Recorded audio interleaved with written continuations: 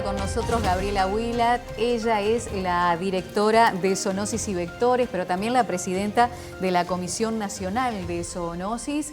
Hemos estado hablando estos días de la rabia, de una campaña que se ha hecho además intensa para vacunar a nuestras mascotas, a los perros y los gatos, todo a raíz de un caso de un murciélago con rabia, pero que se suma a otro caso no hace mucho aquí en la ciudad, en Montevideo. Así que, Gabriela, muchas gracias por estar aquí y para poner un poquito el tema sobre la mesa, para también entender cómo funcionan las zoonosis, estas enfermedades en los animales, pero que pueden llegar a los humanos. Y ya comenzábamos y hoy lo compartíamos con todos los televidentes, el buen dato de una respuesta rápida de la población. Rápida y concurrieron durante los 3 días en forma creciente, o sea, del primer día hasta el miércoles. Obviamente gracias a la difusión que se le dio, gracias a la prensa que colaboró y que vino, hizo notas, eso siempre ayuda, porque nosotros habíamos salido a repartir folletería, pero bueno, eso a veces no llega tanto como un medio masivo como es la televisión. ¿Cómo se enteran ustedes de este caso, por ejemplo, y después vamos a ir a cómo funciona, pero este murciélago llega porque alguien lo lleva a la comisión? ¿Cómo es el proceso? En realidad nos llamaron de una veterinaria, la persona que lo encontró en su vivienda le pidió a la veterinaria que lo sacara, entonces fueron desde la veterinaria y cuando nos avisaron lo tenían ellos en una cajita y lo fuimos a buscar. En ese muestreo, cuando procesamos 6 murciélagos y el único que dio positivo fue o sea, eran varios. ¿Y esos otros cómo llegaron a ustedes? Y esos en general o los trae la misma persona o nos avisan y lo vamos a buscar, o sea, estamos tratando de mejorar la vigilancia. Hay mucho trabajo de campo. Sí, o sea, estamos tratando de eso, de como empezamos a hacer el diagnóstico en la comisión misma, antes no teníamos un microscopio de inmunofluorescencia, que es con lo que hacemos el test, íbamos al laboratorio de ganadería, al DILAVE, que queda frente a Zona América, o sea, es lejos, teníamos que trasladarnos para hacer el diagnóstico. Entonces ahora que es mucho más cómodo, lo tenemos ahí.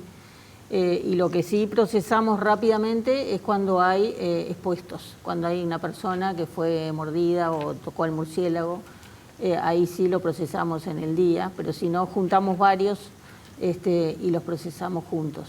Y de esos que procesan, ¿qué porcentaje les dan positivo a ustedes y qué cantidad han llegado a procesar? O sea, es variable, sí. Es variable, estamos en ese proceso de ir aumentando las muestras. Uruguay pretende declararse libre de variante B1, B2, que son las variantes adaptadas al perro, y para eso necesitamos realmente demostrar que no circula. En nuestro país, durante los años 40, 50, tuvimos endemia de rabia transmitida por perro, de estas 2 variantes. Y muchos recordarán sí, que había que vacunar y que estaba todo el mundo como medio asustado con ese tema. Después, el último caso humano fue en 1966.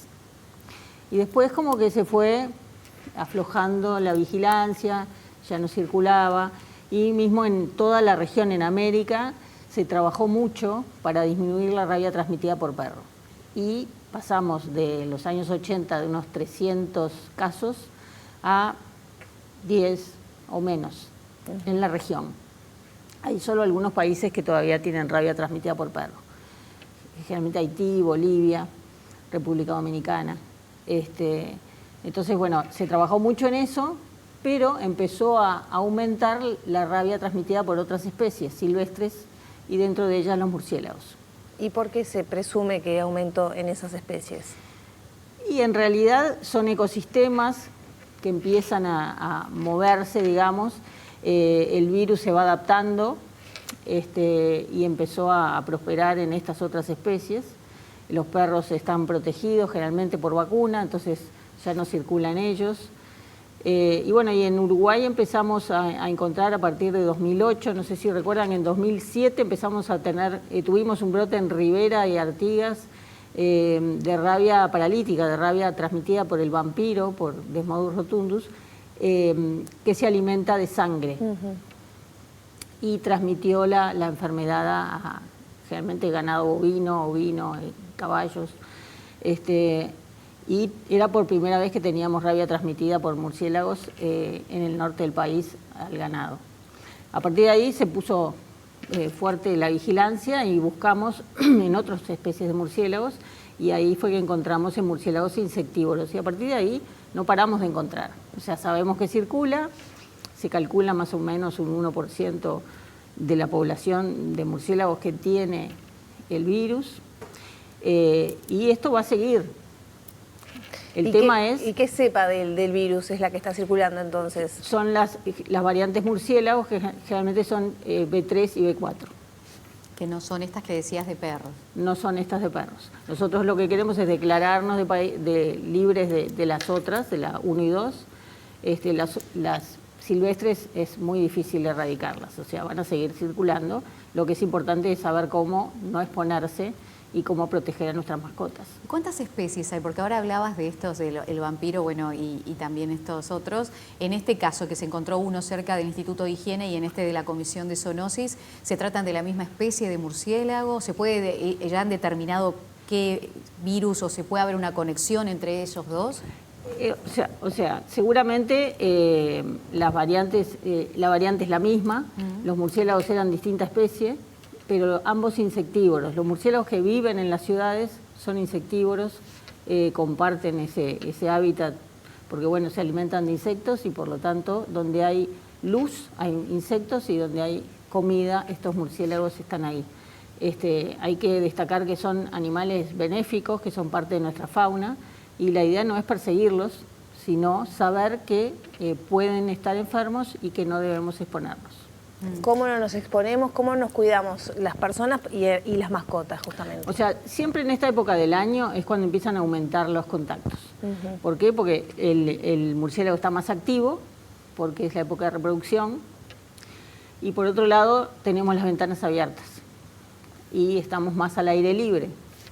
Entonces, bueno, puede entrar un murciélago a nuestra casa y ahí en general la recomendación es nada, tratar de que vuelva a salir. Muchas veces los pichones son los que más se desorientan o que quedan como atrapados, o a veces reposan en las cortinas. Bueno, ellos son nocturnos, hay que esperar que se activen en la noche, dejarles abierto y ellos van a salir. Otra cosa es cuando vemos un animal muerto o que parece enfermo, que está en el suelo, y ahí, claro, es más peligroso, por un lado, porque puede tener el virus de la rabia, por otro lado, porque las mascotas pueden acceder a él. El gato, con su hábito cazador, muchas veces tiene contacto. Entonces, bueno, ahí lo importante es tener vacunados perros y gatos desde los 3 meses de edad y toda la vida del animal. No es suficiente 1 o 2 dosis, sino todos los años hacer la revacunación. Con respecto decías a otros animales silvestres, me viene ahora el tema de las ratas, porque también tenemos, y si bien nosotros no está tan reportado, pero en otras partes se habla de una interacción de la rata que... ¿Nos puedes explicar cómo funciona ahí esa dinámica? Qué importante que hayas hecho esta pregunta, porque en realidad no he podido saber por qué se relacionan las ratas con la rabia y los roedores no transmiten rabia. Ellos la padecen, mueren de rabia, pero no llegan a tener el virus en la saliva como para poder transmitirla. Entonces, una mordedura de rata no es un riesgo y no está indicado vacunar por mordedura de rata. Sí pueden contagiarnos de otras cosas, tienen muchas bacterias y virus que pueden contagiarnos, pero no rabia. Y con respecto, estábamos hablando de las mascotas, de cómo el tratamiento en nuestras casas. ¿Cómo ves eso de que a veces nos gusta, o por lo menos hemos tenido varios casos de mascotas que son exóticas, ¿no? Que no deberían estar en una casa, pero que ingresan al hogar, y si ya el perro y el gato, como veíamos, transmiten mucho, los adoramos, pero también tenemos que tener una responsabilidad, ¿no? Sí, ahí está un tema, ¿no? O sea, por un lado, mi opinión personal es que los animales silvestres no deben ser mascotas. Ellos tienen que ser felices en su medio ambiente y no tenemos que llevarlos a nuestras casas por egoísmo personal, porque los queremos tener cerca o porque nos parecen tiernos y amorosos. Claro. O sea, nos exponemos a enfermedades, los exponemos a ellos a enfermedades y a un ambiente que no es el propio. Generalmente los alimentamos con cosas que no debemos y les hacemos mal, y en general todo termina mal. Entonces, la recomendación... un antecedente cercano, ¿no? La recomendación es los animales silvestres son silvestres, dejarlos, observarlos, pero no llevarlos a nuestras casas. Gabriela, ¿cómo está la situación con la leishmaniasis que preocupaba, ¿no?, en algunos departamentos del país, sobre todo hacia el norte? Sí. ¿Cuál es la situación actual? La leishmaniasis para nosotros es una enfermedad emergente, o sea, eso quiere decir que no estaba en el país y que ha ido avanzando. En 2010 encontramos el vector que la transmite, es una enfermedad zoonótica y que la transmite un insecto pequeño, mucho más pequeño que un mosquito, como un jején, y que pica a los perros que están enfermos y la van transmitiendo a otros perros y puede llegar a las personas.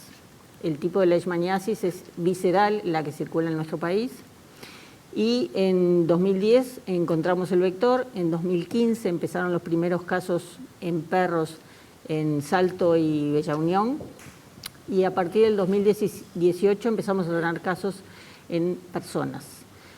Van 9 casos y una persona fallecida. O sea, es una enfermedad grave que hay que tratarla lo más rápidamente posible.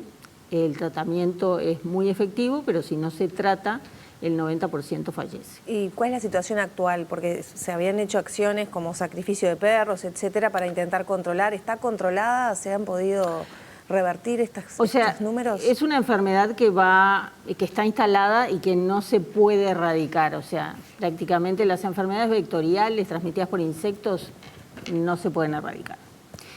Sí se pueden controlar. Lo que estamos ahora, desde hace un año y algo, es colocando collares repelente, que es una técnica que en Brasil ha dado muy buen resultado, que cuando se coloca en determinada área en forma masiva, actúa como que fuera una vacunación, lo que se llama efecto rebaño. Entonces, con eso se puede llegar a disminuir el número de casos caninos, el número de casos humanos, y se ha visto incluso un efecto insecticida, además de lo que es repelente en la población, o sea que disminuye el vector también. Estamos probando esta metodología, tuvimos una donación de collares para colocar y estamos priorizando el área de Salto donde se han dado los casos humanos y un área de Bella Unión donde la prevalencia en perros es muy alta.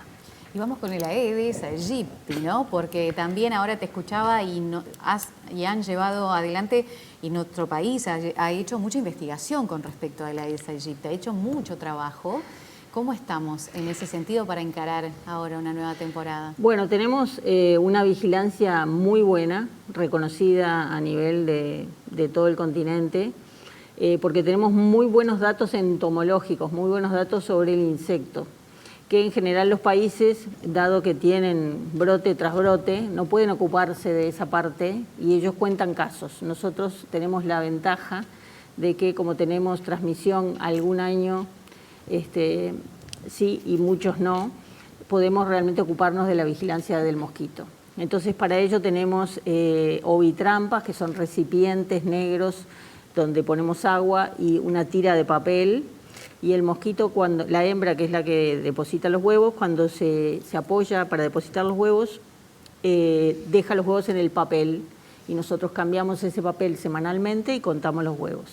De esa forma tenemos datos desde 2019 en prácticamente todos los departamentos, en las capitales departamentales, y sabemos a ciencia cierta que Aedes aegypti tiene una estacionalidad muy marcada, que lo suponíamos, pero ahora tenemos datos fidedignos, que empieza a poner huevos, o sea, a estar activo, a picar, por ende, a partir del 31 de octubre, para Halloween siempre jorobamos con eso, ahí empieza a activarse, lentamente empieza a aumentar su actividad y llega a su pico máximo en febrero, marzo. Entonces eso va de la mano con los casos importados que llegan, porque la gente viaja y el virus viaja con las personas. Cuando se juntan ambos es cuando realmente podemos llegar a tener transmisión. Y siempre, si se fijan, cuando hemos tenido transmisión ha sido en esa época, fin de febrero, marzo, ya después viene el frío y a partir de fin de abril, mayo, ya otra vez Aedes vuelve a quedar quietito y no tenemos problemas durante el invierno. Y con respecto a lo que en un momento se anunció, que se estaba avanzando en poder tener otra estrategia, que era liberar mosquitos. En su momento se habló en el mes de septiembre del año pasado. ¿Finalmente sí. en qué quedó todo eso? O sea, eso está avanzando. Tenemos un proyecto con la Agencia de Energía Atómica, sí. que es un proyecto regional, que participamos desde 2016. Tenemos un laboratorio de vectores en el Instituto de Higiene que compartimos con la Cátedra de Parasitología y Micología de Facultad de Medicina. Y allí estamos criando Aedes aegypti con huevos de estas ovitrampas que les contaba. Sí. Bueno, tenemos una donación de un irradiador que la agencia nos donó y que justamente la semana que viene un experto para poner a punto el irradiador. A partir de ahí vamos a irradiar los machos y vamos a liberar en 2 localidades que estamos hasta ahora monitoreando, que son pequeñas localidades donde vamos a probar la técnica. Una va a actuar de control y la otra va a ser donde se liberen y después vamos a cambiar. Como el irradiador recién va a estar a punto ahora, no tuvimos tiempo de hacerlo en primavera, que era nuestra idea. Se nos atrasó un poquito el proyecto, pero bueno, la idea es en febrero hacer algunas pruebas y aprovechar la bajada en vez de la subida, la bajada de Aedes aegypti, o sea que creemos que en abril vamos a estar liberando y después vamos a seguir cuando vuelva a comenzar la temporada, o sea, octubre, noviembre. Hay un proyecto gigantesco en Brasil, no sé si han llegado datos de una mega fábrica, que ¿cómo trabajan ellos ahí con esos Aedes que liberan? O sea, nosotros trabajamos, en este proyecto hay 18 países de América, Brasil es uno de ellos, y Brasil está liberando, ya hizo liberaciones en Recife de mosquitos estériles, y ahora está, justo hoy, estaban lanzando en áreas indígenas, donde no se pueden utilizar insecticidas, porque la ventaja de esta técnica es que es una técnica amigable con el medio ambiente, no contamina, es específica para Aedes aegypti, o sea, no mata abejas, no mata otros insectos, y lo bueno que tiene es que el día que dejamos de aplicarla todo vuelve a estar como antes, no hay modificación genética, nada de eso. Entonces, es una técnica que tiene muchas bondades, que se ha usado en otras plagas, mosca de la fruta, mosca de la bichera. Entonces, vamos por esa técnica.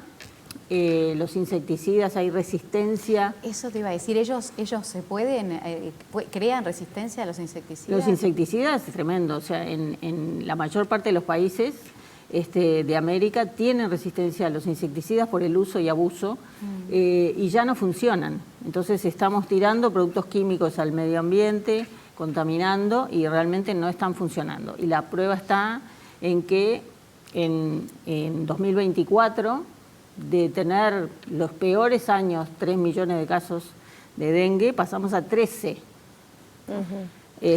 O sea, el nivel de alerta para este verano en esta zona... Y bueno, nosotros tenemos que mirar mucho la región y qué está pasando. Por ahora es uno de esos años 2025 relativamente tranquilos. Vamos a ver cómo empieza el verano, el año que viene. Y nosotros monitoreamos muy de cerca los casos importados y los relacionamos con los datos que tenemos de ovitrampas y en base a eso nos preparamos para hacer los controles cada vez que aparece un caso importado. Muchas gracias. A las órdenes. Gabriela Huilat, de todo le preguntamos. Seguramente pueden haber llegado preguntas de ustedes, pero quedarán pendientes para futuras entrevistas. Es la directora de Zoonosis y Vectores, pero además la presidenta de la Comisión Nacional de Zoonosis, donde todos pueden acudir allí a vacunarse. Se ha hecho una campaña especial, pero hay dosis disponibles, así que a vacunarse en este caso contra la rabia.